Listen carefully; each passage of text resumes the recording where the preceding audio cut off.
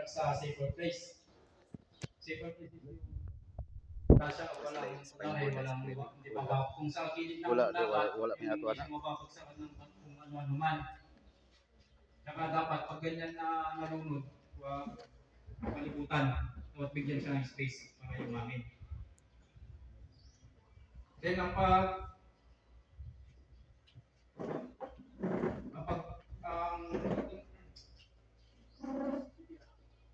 ang proper ng pag-CPR is nakaluhod siya. Luhod and yung tuhod is naka-center dito sa shoulder para balance. And ng pagpagka niyan, pwede kung nabangga, hindi niya madadaganan to. Kung nakaganyan yan, tapos pag nabangga, maaaring magiging in circulation.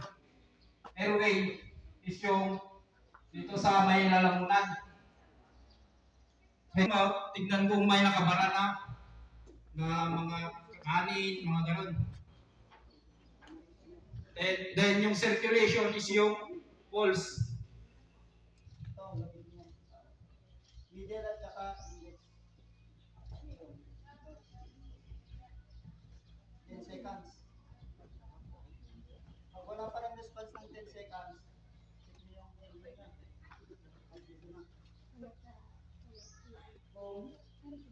Kung yung tip-tip niya is nag-rise and fall.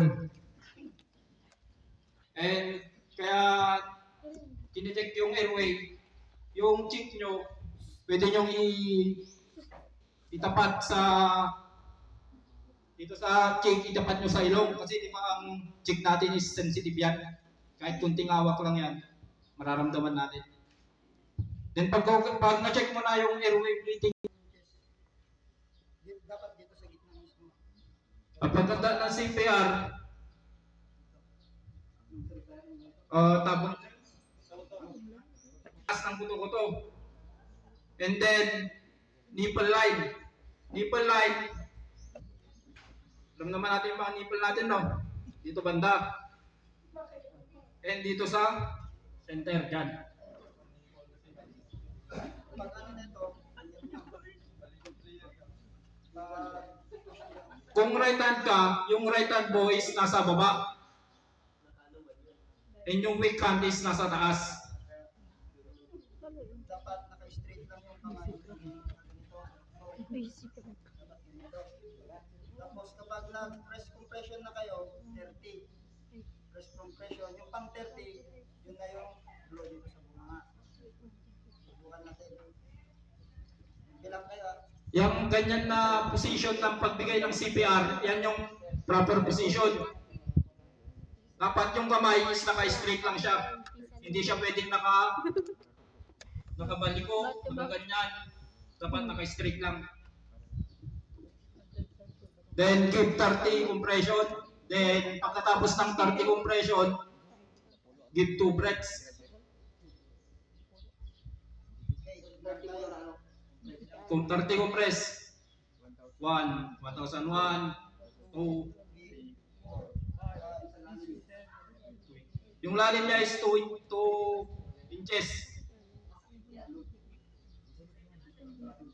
Sa adult. O kunwari, naka-30 na, 30 compression. Yung nose, pitch mo yung nose, then give 2 breaths. 1, 2. 5 repetition.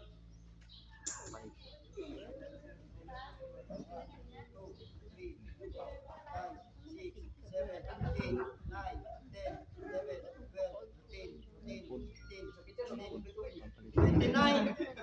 Pagdating niya ng 29, 2. 30 na 30. Grabe kasi.